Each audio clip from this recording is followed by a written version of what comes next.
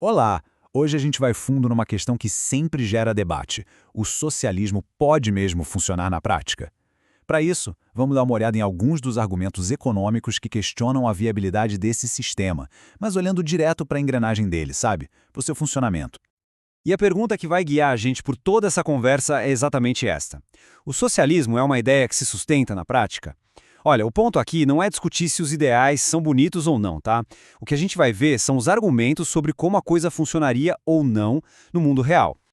Então, vamos lá. Para a gente conseguir entender a crítica, a primeira coisa é, bom, alinhar os ponteiros, né? Precisamos entender direitinho como o capitalismo e o socialismo são definidos dentro desta análise específica. E aqui está o pulo do gato. Olha só, a diferença fundamental, segundo essa visão, não é sobre quem está no poder ou se o sistema é democrático. A questão toda gira em torno da propriedade privada. De um lado, o capitalismo, visto como o sistema que institucionaliza a proteção da propriedade. Do outro, o socialismo, definido como a política que, por sua natureza, interfere nesse direito. E vale a pena deixar isso bem claro. A análise toda foca nas consequências lógicas que vêm dessas regras do jogo. A discussão aqui não é se as intenções por trás do socialismo são boas ou ruins. É sobre entender os resultados que, segundo essa linha de pensamento, são meio que inevitáveis, dada a estrutura do sistema. Beleza, então vamos para o primeiro grande argumento, o pilar central dessa crítica, o famoso cálculo econômico. Essa ideia, que foi bolada lá em 1920 pelo economista Ludwig von Mises, é vista por muita gente como a objeção mais fundamental de todas. Pois é. Como o economista Jesus Huerta de Soto mesmo diz, o ponto do Mises não é se o socialismo é desejável, mas se ele é viável, se ele pode mesmo funcionar na prática. É uma questão de lógica econômica, não tem a ver com preferência política. Então, vamos acompanhar esse raciocínio degrau por degrau para entender a fundo. Olha só, tudo começa quando se acaba com a propriedade privada dos meios de produção, tipo fábricas, máquinas, certo? Se ninguém é dono, não dá para comprar nem vender, né? E se não tem compra e venda, não existe um mercado para eles. E aqui vem o ponto central.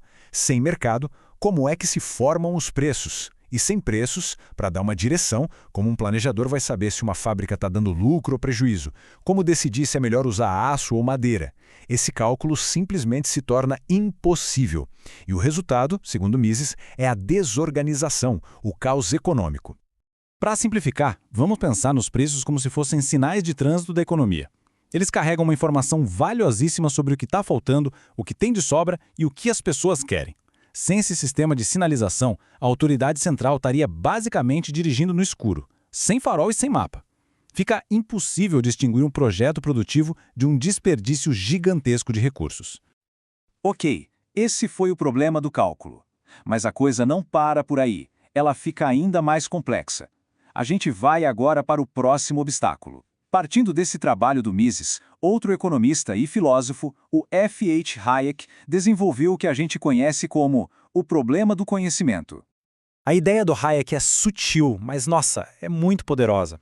O problema, para ele, não é que faltam computadores potentes ou gente inteligente para fazer as contas. O problema está na própria natureza do conhecimento que move uma economia.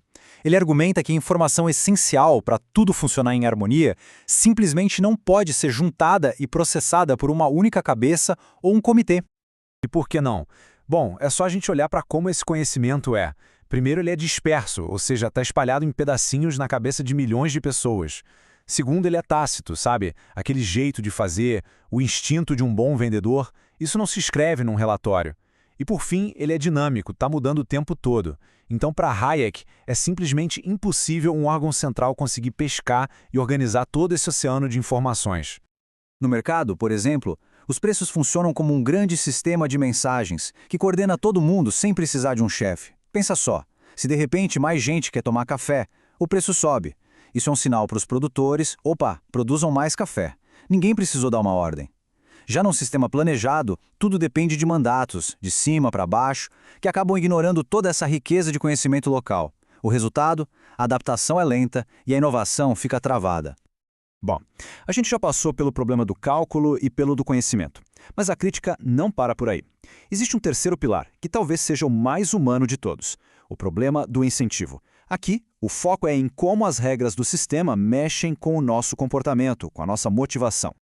A lógica aqui é bem direta, né? As pessoas respondem a incentivos. Se as regras do jogo mudam, a gente muda o jeito de jogar. O que essa análise argumenta é que o socialismo, ao diminuir aquela conexão direta entre o esforço que se faz e a recompensa que se recebe, muda radicalmente o que nos motiva a produzir. E na prática, o que acontece? A lógica é a seguinte: se o ganho daquele trabalho extra ou do dinheiro que foi economizado com sacrifício vai ser redistribuído, qual o incentivo para se esforçar mais ou para poupar para o futuro? O estímulo para consumir tudo agora ou simplesmente trabalhar menos acaba sendo maior. A estrutura de recompensas da sociedade meio que vira de cabeça para baixo. E as consequências que viriam disso, segundo os autores, são bem diretas. Menos gente poupando significa menos dinheiro para investir em novas ferramentas e tecnologia. Com menos investimento e menos gente se esforçando para produzir, a produção geral de bens e serviços cai.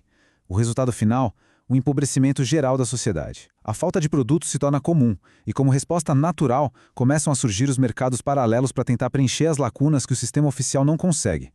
Bom, e com isso a gente chega ao fim da nossa análise. Vamos só juntar as peças e recapitular esses 3 argumentos que, interligados, formam a base desta crítica econômica sobre a praticidade do socialismo.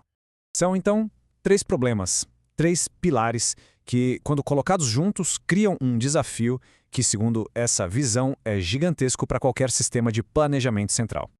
Então, vamos lá para fechar. Primeiro, o problema do cálculo, de Mises. A impossibilidade de tomar decisões racionais sobre o uso de recursos sem os preços de mercado para guiar. Segundo, o problema do conhecimento, de Hayek. A impossibilidade de um centro coletar toda a informação que está espalhada pela sociedade.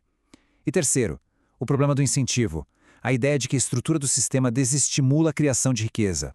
E a gente termina não com uma resposta definitiva, mas com uma pergunta para a gente pensar.